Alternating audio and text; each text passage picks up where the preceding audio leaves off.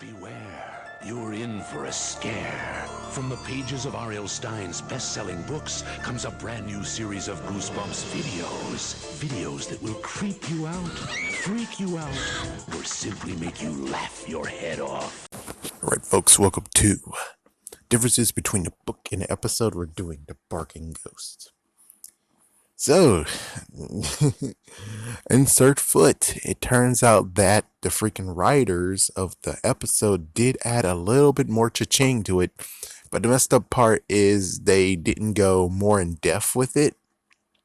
So, and plus it's a time slot and, well, but it's kind of weird how it's understandable, but not really understandable. Anyways, let's go with the book. Here's what I got from PopArena is that you have Cooper. He's scared, and he is also scared at the new place, which is Maine, because there's some issues, some scratching of the trees and crap.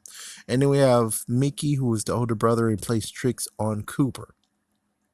Mickey actually scares Cooper multiple times in this book. Cooper meets Fergie. Fergie tells Cooper that the woods are haunted.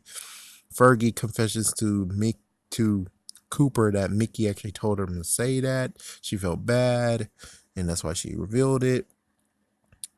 Cooper saw two dogs in the woods, two scary dogs in the wood, two labradoodles. Tells his dad, but his dad doesn't believe him. The dogs grab the food. Yeah, just grabbed the food mysteriously and went out of the house. Cooper and Fergie looks for the dogs. The dogs actually find and grabs them. They drag them into a shed or cabin, which is called a changing room, tosses them into a pit. The dogs talk. The humans got a spell on them and they body swap. So now they're in Cooper and Fergie while Cooper and Fergie are into the dogs. They eventually get their bodies back. Oh, they have a plan to try to get their bodies back. They spy on the two. Cooper likes liver and onions, but of course the pirate doesn't, and he tried to actually show us a dog that is him. The kids eventually got the dogs into the changing room, and now here's the crazy turn of events of where the ghost dogs are still the kids for some reason, still the kids. That doesn't make sense. The chipmunks are the ghost dogs and the kids are the chipmunks. So how exactly can the episode change this? I have good news. They definitely improved it, but because of time restraints, I'm pretty sure they couldn't truly dive into it because this isn't a two-part episode. This is only one episode. 30 minutes. Well, less than 30 minutes. Anyways, here's what they did. So what they decided to actually is introduce stuff. So the two people that are the dogs, we actually get to see what happened to them, which it turns out that they were pirates and they hid treasure. They hid gold coins somewhere. And lo and behold, of course, there's a changing tree. Not a changing room, it's a changing tree now. And apparently this freaking curse has been around for so many years that the previous ones who were the dogs, the ghost dogs, actually pushed the pirates in. Now the pirates are the dogs, while whoever is the original ones, in quotations, the original ones, they're now free to go. Personally, I kind of thought it would be the be the messed up funny part of where the dogs are just plain random, and they just pushed them into the pit along with them too. And sadly, the pirates died while the dogs are still existed. So their spirits went into the dogs. That's what I figured. That's what I kind of would have figured. But, well, they decided to actually make it like it continues on. We have no idea when it first started. So arguments and the dogs actually push the pirates into the tree. And, well, now we get to Cooper. So, yeah, 3 centuries later. Even though it doesn't say that.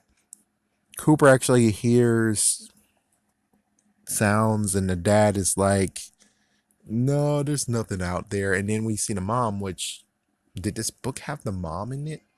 I mean, you would figure that PopArena would mention the mom, but he didn't. So I guess they actually wrote in the mom when they didn't really need to write in the mom. I'm not sure. Let's see. So they went to bed, and then, well, there's some messed up, weird moments happening, and then it turns out it's Mickey under the bed, scares him, and Mickey actually gets kind of possibly maybe get grounded. It's like, yeah, it's like if you do that again, you're gonna get grounded, mister, before school. So Cooper looks out in the window, there's nothing, and then the next morning we have the brother talk of where it's like, man, that's not funny. It's like, oh, it's like, oh, what are you looking for? I'm looking for Prince because I could have sworn I heard something. And then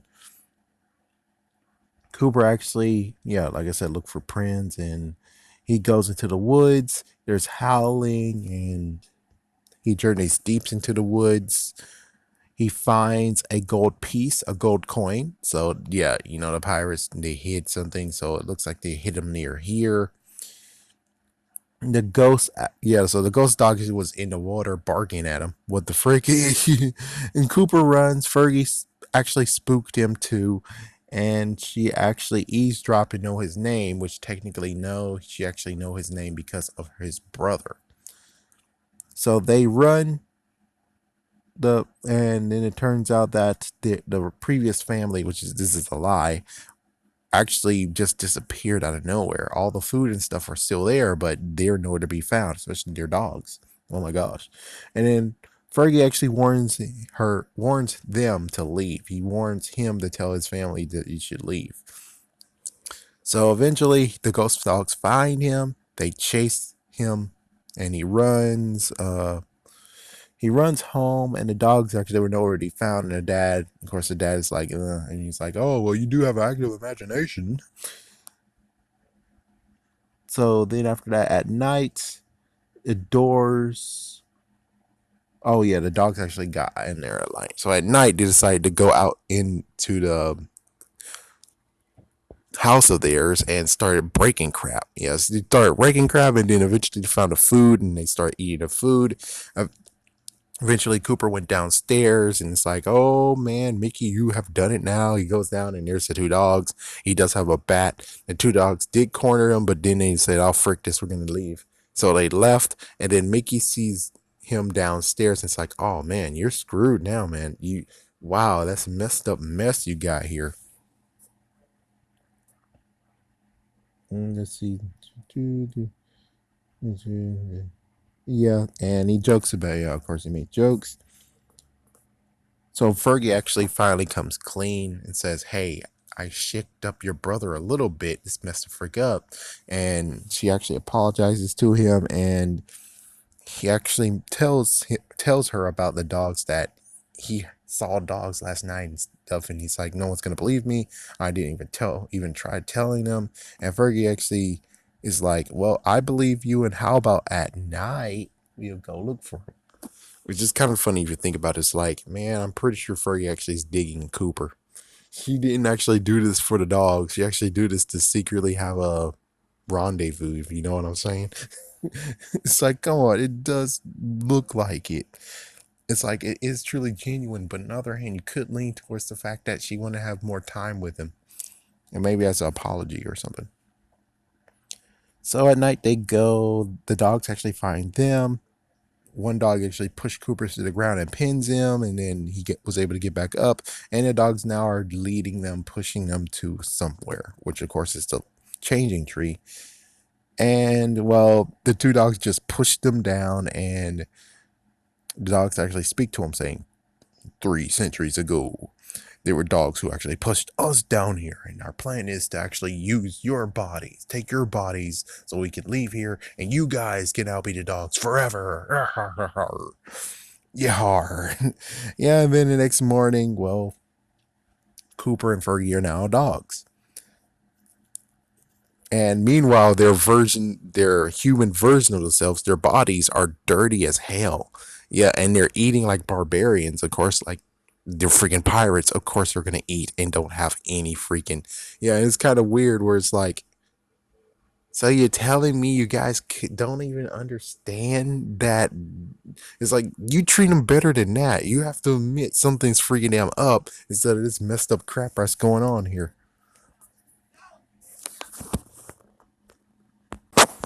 Can I just backtrack right quick? How in the world when everything? Because when it came to the whole wrecking of the house, how in the world is everyone else still asleep? I mean, the sounds was so messed up. The wrecking is so messed up. There's plates broken and everything, and somehow they're still asleep. Are you fucking kidding me? That is what? Well, anyways, so somehow the mother actually knows that the girl's name's Fergie, and weird attitudes, but yet they don't even know. The real kids are spying on them, and then Cooper, as a dog, actually is like, "Oh damn it, I'm hungry," and so he goes in there and eats, and then Mickey's like, "Oh my gosh, you're right. We're gonna call the pound," and it's like the pound. The pirates are like, "Oh, the pound, where's the pound?" It's like, "Yeah, it's gonna kill him." It's like, "Oh yeah, yeah, let's do it," and the dogs actually run away, and the pirates are like, "Oh, stop them!" And Mickey actually follows them with them, and during that point, they actually made it back to the tree, and well, there's a paw print, and Mickey's like, "Is that a dog paw print?" And well, those two weren't responsive, so saying, "We know where we are. We gotta be very, very careful." And it's like, "What was that?" It'd be a chipmunk. Oh God, not a chipmunk. So the good news is that trap was set. They were by the changing tree. They both got pushed in, and now everything is fixed except for somehow, which I don't even know. How did the chipmunk even got involved with this crap? Well, anyways, the chipmunk somehow was able to get near Mickey, and Mickey fell down too, thus meaning, hey, just like the book, Mickey got screwed over with the chipmunk. So Mickey's the chipmunk now, and the chipmunk is Mickey. And that's the difference between the book and episode. Well, hey, at least the episode was a little bit funnier, and they actually, instead of just being like, "Oh, there's just two people who were turned into ghost dogs by some curse," wow, this one is like, no, no, no.